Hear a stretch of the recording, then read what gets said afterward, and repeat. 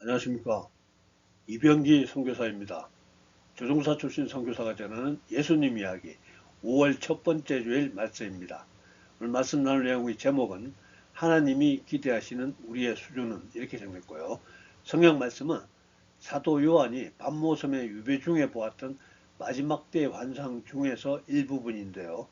예수님 재림하시고 그 다음에 하늘로부터 거룩한 성 예루살렘이 내려오고 그때 하늘 보좌에서 들려오는 소리가 있는데요. 그 음성 중에서 일부분입니다. 하나님 음성입니다. 계시록 21장 5절 전반부 보좌에 앉으신 이가 이르시되 보라 내가 만물을 새롭게 하노라. 하나님은 만물을 새롭게 하시는 분이십니다. 그리고 우리도 그 만물 중에 포함됩니다. 예수님 오시기 전 700년 전에 이사야 선지자도 하나님 말씀을 이렇게 전했습니다. 너희는 이전 일을 기억하지 말며 옛날 일을 생각하지 말라. 보라 내가 새 일을 행하리니 이제 나타낼 것이라. 너희가 그것을 알지 못하겠느냐. 반드시 내가 광야의 길을 사막의 강을 내리니. 이전 일을 기억하지 말라는 하나님 말씀이 너무 좋습니다. 때때로 과거 제가 어리석게 행동했던 일들이 기억나서 부끄러웠던 적이 많이 있었거든요. 그땐 정말 제가 어떻게 인생을 살아야 되는지 몰랐었습니다. 물론 지금도 많이 안다고는 할 수 없지만 그때는 정말 아무것도 몰랐었습니다. 하나님은 새 일을 행하시는 분이십니다. 하나님은 광야의 길을 사막의 강을 내시는 분이십니다. 근데 우리가 예수님도 우리가 새롭게 되기를 원하신다는 말씀이 있습니다. 그러니까 우리 예수님이 우리를 조금 더 나은 사람으로 만들기 위해 오신 것이 아니고요. 완전히 새로운 존재로 만들기 위해 오셨다는 겁니다.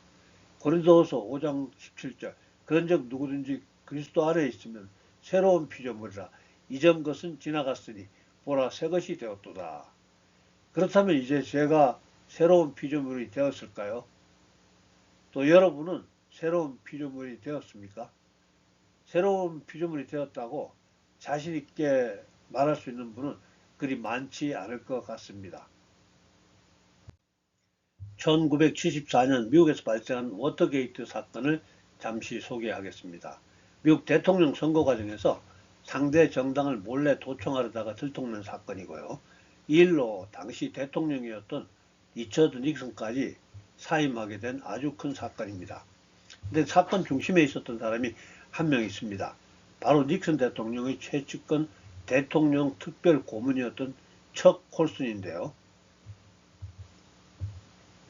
이 사람은 권력을 위해서라면 무엇이든지 할 수 있었던 사람이고요.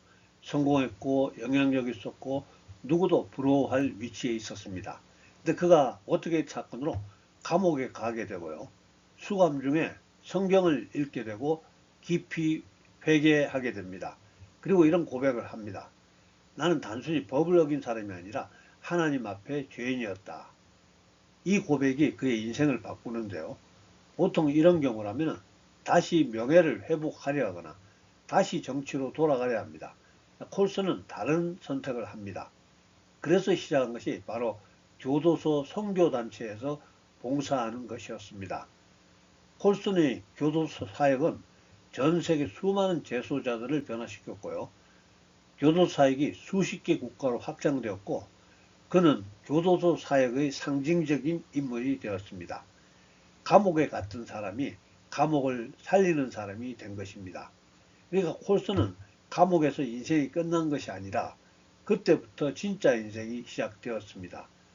이것을 바로 새 창조라고 부릅니다.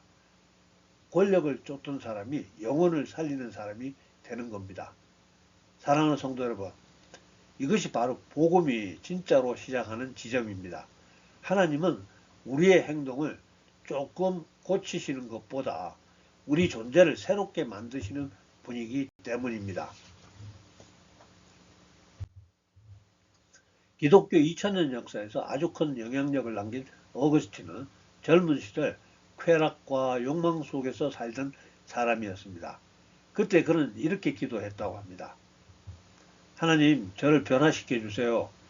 하지만 아직은 말고요. 우리들도 어거스틴과 같은 마음일 것 같습니다. 변화해야 된다는 것은 인정하지만 자기 자신은 내려놓고 싶지 않다는 것입니다. 그러던 어느 날 그는 깊은 갈등 속에서 한 음성을 듣습니다. 집어들고 읽어라. 그가 성경을 펼쳐 읽은 말씀이 낮에와 같이 단정히 행하고 방탕하거나 술 취하지 말며 음란하거나 호색하지 말며 다투거나 시기하지 말고 오직 주 예수 그리스도로 옷 입고 정욕을 위하여 육신을 도모하지 말라. 그는 그 순간 깨달았습니다. 나는 하나님을 믿지 않은 것이 아니라 나 자신을 포기하지 않은 것이었다. 그는 그 자리에서 결단합니다. 옛 삶을 완전히 끊어냅니다. 그리고 훗날 교회의 위대한 지도자로 변화합니다. 우리가 변화하지 않는 이유 단순합니다. 우리도 어거스틴처럼 여전히 자기 자신을 붙들고 있기 때문입니다. 여기서 예수님 말씀 등장합니다. 너무나 잘 아는 말씀이죠. 아무든지 나를 따라오려거든 자기를 부인하고 자기 십자가를 지고 나를 따를 것이니라. 자기 부인이 없이는 새 창조가 없습니다. 많은 사람들이 이렇게 생각합니다. 예수 믿으면 복 받는다. 교회 다니면 좋아진다. 맞는 말씀입니다. 왜냐하면 성경은 바로 인간의 사용 설명서이기 때문입니다. 전자제품 사용 설명서대로 그 제품 사용하면 작동도 잘 되고 오래 쓰고 고장도 나지 않습니다. 그래서 우리가 교회 다니며 설교자가 전하는 인간 사용 설명서를 자주 듣게 되면 자연적으로 우리의 삶이 잘 풀리고 이전보다 훨씬 윤택한 삶을 살아갈 수 있습니다. 근데 예수님이 우리에게 바라시는 것은 그 정도는 아닙니다. 예수님은 우리가 복을 받고 나 혼자만 잘 사는 초등학생 수준에 머물지 말고 수준 높은 대학원생까지 계속 성장하라는 것입니다. 그러니까 내가 이후로는 종이 아니요 아들이니 아들이면 하나님으로 말미암아 유업을 받을 자니라. 그러니까 예수님은 우리가 하나님의 유업을 이어받아 하나님의 일에 동참하기를 바라신다는 것입니다. 그러니 나만 잘되고 나만 건강하게 나만 오래 사는 것에서 벗어나야 한다는 것입니다. 아무든지 나를 따라오려거든 자기를 부인하고 자기 십자가를 지고 나를 따를 것이니라. 자기 부인은 무엇일까요? 내 생각을 내려놓는 것, 내 고집을 내려놓는 것, 내 중심성을 포기하는 것이라고 말할 수 있겠습니다. 한마디로 내가 왕이었던 자리에서 내려오는 것이라고 할 수 있습니다. 또 다른 말로는 내 차의 운전석에 나 대신 예수님이 운전하게 하고 나는 조수석에서 목적지로 예수님과 함께 동행한다고 생각하면 됩니다. 다음으로 자기 십자가를 진다는 것은 무엇을 의미하는지 알아봅니다. 자기 십자가를 지고 십자가를 진다는 의미는 당연히 다음 단계에 우리가 골고다 언덕에서 못 박혀 죽는 것입니다. 이제 곧 죽는다는 것을 각오하면서 살아가자는 의미입니다. 그러니 천년만년 살 것처럼 재물을 축적하지 말고 좀 나눠주면서 살라는 것이고요. 천년만년 살 것처럼 명예와 권력에 집착하지 말고 좀 너그러워지라는 것이고요.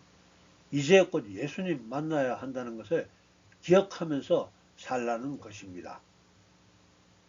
어떤 교회에 믿음 좋고 매우 착한 크리스천이 있었습니다. 예배에 빠지지 않고 헌금도 성실하고 사람들에게 친절했습니다. 이상한 점이 있습니다. 조그만 자기 뜻이 안 맞으면 분노했습니다. 인정받지 못하면 상처받고 떠났습니다. 왜 그럴까요?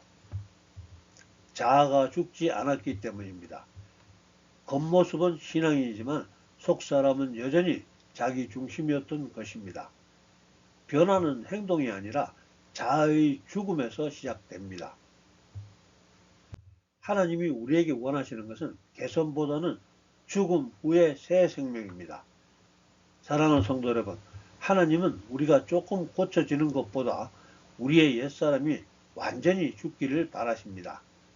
우리가 알거니와 우리의 옛사람이 예수와 함께 십자가에 못 박힌 것은 죄의 몸이 죽어 다시는 우리가 죄에게 종로로 타지 아니하려 함이니 우리의 옛사람이 죽지 않으면 또다시 죄의 종노릇을 하게 된다는 것입니다.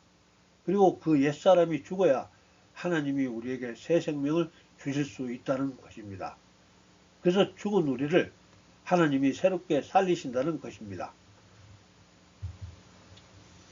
보좌에 앉으신 이가 이르시되 보라 내가 만물을 새롭게 하노라. 우리가 그 만물 중에 들어갑니다. 우리는 완전히 새롭게 변해야 합니다. 농부는 씨앗을 그냥 가지고만 있으려고 보관하지 않습니다. 봄이 되면 땅에 심습니다. 그러면 그 씨앗이 땅에서 썩습니다. 형태가 사라집니다. 그러나 거기서 새로운 생명이 올라옵니다. 예수님 말씀입니다. 내가 진실로 진실로 너에게 이르노니 하늘의 밀이 땅에 떨어져 죽지 아니하며 하늘 그대로 있고 죽으면 많은 열매를 맺느니라. 자기의 생명을 사랑하는 자는 잃어버릴 것이요 이 세상에서 자기의 생명을 미워하는 자는 영생하도록 보존하리라. 그러니까 우리도 죽어야 합니다. 우리가 죽지 않으면 어떻게 될까요? 우리는 계속 같은 사람으로 남아있겠죠. 기도해도 그대로고 예배해도 그대로고 세월이 지나도 그대로입니다. 왜냐하면 문제는 환경이 아니라 나 자신이기 때문입니다. 우리가 자기 자신을 내려놓아야 우리 자신이 죽어야 새 사람이 됩니다.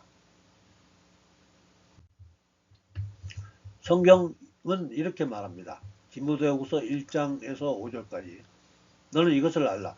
말세에 고통하는 때가 이르러 사람들이 자기를 사랑하며 돈을 사랑하며 자랑하며 교만하며 비방하며 부모를 거역하며 감사하지 아니하며 거룩하지 아니하며 부정하며 원통함을 풀지 아니하며 모함하며 절제하지 못하며 사나우며 선한 것을 좋아하지 아니하며 배신하며 조급하며 자만하며 쾌락을 사랑하기를 하나님 사랑하는 것보다 더하며 경건의 모양은 있으나 경건의 능력은 부인하니 이 같은 자들에게서 내가 돌아서라. 사도 바울은 말세의 특징으로 가장 먼저 자기 사랑을 지적하고 있습니다. 자기 사랑.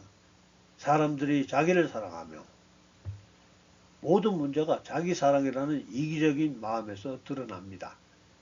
자기만을 사랑하다 보니까 모든 말세의 특징이 그대로 나타난다는 것입니다. 여기서 경건의 모양은 있으나 경건의 능력은 부인한다는 말은 간단하게 말하면 겉으로는 신앙인처럼 보이지만 속에서는 아무 변화가 없는 상태를 말합니다. 조금 더 풀어서 경건의 모양이 무엇인가 보겠습니다. 겉으로 드러나는 신앙 모습입니다. 교회에 출석하고 예배드리고 기도하고 헌금하고 말은 믿음 있는 사람처럼 합니다. 이것이 바로 우리의 모습 아닌가 생각됩니다. 자, 그렇다면 경건의 능력을 부인한다고 하는데 경건의 능력은 무엇일까요? 많은 사람들이 능력을 이렇게 생각합니다. 병 고치고 귀신 쫓아내고 방언 말하고 예언하는 것을 능력이라고 합니다. 저도 그렇게 생각하고 있습니다. 이런 능력도 하나님이 주시는 성령의 능력이 분명하지만 성령이 말하는 진짜 능력은 성령의 열매로 불려지는 현상을 나타낼 수 있는 것을 말합니다. 오직 성령의 열매는 사랑과 희락과 화평과 오래 참음과 자비와 양성과 충성과 온유와 절제니 이 같은 것을 금지할 법이 없느니라. 사람이 실제로 좋은 방향으로 변화되는 능력입니다. 화내던 사람이 온유해지고 이기적인 사람이 나와는 다른 사람을 사랑하게 되고 죄를 붙들던 사람이 죄를 끊는 것이 바로 경건의 능력입니다. 그래서 경건의 능력을 부인한다는 뜻은 예수님을 믿지만 내가 좋은 사람으로 변화되는 것을 거부한다는 뜻에 가깝습니다. 예를 들면 나는 충분히 거룩하다 이렇게 생각합니다. 예를 들어서 예배는 드리지만 죄를 버리지 않고 신앙 고백은 하지만 순종이 없는 그런 상태를 말합니다. 성도 여러분, 이제 말씀 마무리하면서 우리 모두에게 묻습니다. 나는 정말 새로워졌는가? 아니면 여전히 나 자신을 괜찮은 사람으로 붙들고 있는가? 그렇다면 앞으로 붙들고 있을 것인가? 앞으로도 예수님 말씀을 기억합니다. 아무든지 나를 따라오려거든 자기를 부인하고 자기 십자가를 지고 나를 따를 것이니라. 자기를 부인하라. 또 십자가를 지라는 예수님의 말씀이 있었습니다. 이 말씀에 순종한 다음에야 그런즉 누구든지 그리스도 안에 있으면 새로운 피조물이라. 이전 것은 지나갔으니 보라 새 것이 되었도다. 이렇게 자신 있게 외칠 수 있을 것입니다. 성도 여러분, 우린 예수님 믿는 사람들입니다. 예수님은 우리 인간들을 위해서 모든 것을 내려놓고 낮아지시고 헌신하시고 목숨까지 희생하셨습니다. 예수님이 가르침을 따르려고 우리는 예수님이 가르침을 따르려고 모인 사람들입니다. 나만을 사랑하던 삶에서 벗어나서 예수님의 말씀, 자기를 부인하고 즉 자기가 변화해야 하는 사람임을 인정하시고 자기 십자가를 지고 즉 조금 있으면 죽는다는 것을 인정하시고 내일 변화하는 것이 아니라 지금 변화하도록 하시고 천년만년 살 것처럼 돈과 명예와 권력을 움켜쥐려고 하지 마시고 우리 주변에 있는 부족한 사람들 섬기고 나누고 베푸는 멋진 크리스천들이 다 되실 수 있기를 예수님 이름으로 축복합니다. 기도하겠습니다. 사랑 아래 풍성하신 아버지 하나님, 오늘 말씀을 통해서 마지막 때를 살아가는 우리에게 하나님이 우리에게 기대하시는 수준에 대해 생각해 볼 수 있어서 감사합니다. 아버지 하나님, 우리는 예수님 믿고 따른다는 말은 하지만 여전히 우리 자신만을 붙들고 살아오고 있습니다. 겉으로는 크리스천이지만 속으로는 여전히 내가 중심이었습니다. 주님, 우리 자신을 부인할 수 있도록 도와주시옵소서. 우리 자신이 변화가 필요한 사람이란 것을 인정하는 사람이 되게 해주시옵소서. 주님, 이제 조만간 죽어서 예수님을 만나게 된다는 사실을 우리 모두 잊지 말게 해주시옵소서. 천년만년 사는 것이 아니라 조만간 예수님 앞에 서야 된다는 것을 깨닫게 해주시옵시고 섬기고 나누고 베푸는 것이 우리의 기쁨이 우리의 보람이 될 수 있게 해주시옵소서. 지금은 우리 구주 예수님 은혜와 아버지 하나님의 극진하신 사랑과 성령님의 감동, 감화, 교통하심이 예배에 참석한 우리 모두에게 또 우리들의 가정과 일터와 섬기는 교회 위에 지금부터 영원토록 함께 해주시기를 간절히 축원하옵나이다. 아멘. 예, 감사합니다. 할렐루야. 다음 주에 뵙겠습니다.